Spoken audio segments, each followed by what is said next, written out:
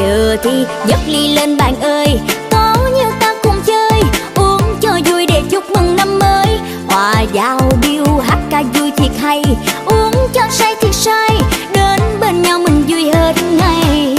Đời này có bao lâu nữa đâu, mấy khi ta gặp nhau, thế nên chơi là chơi phải cho tới. Cầu cho năm mới an khang bình an, đón xuân sang rộn ràng, phóng xe đưa mình quanh xóm làng.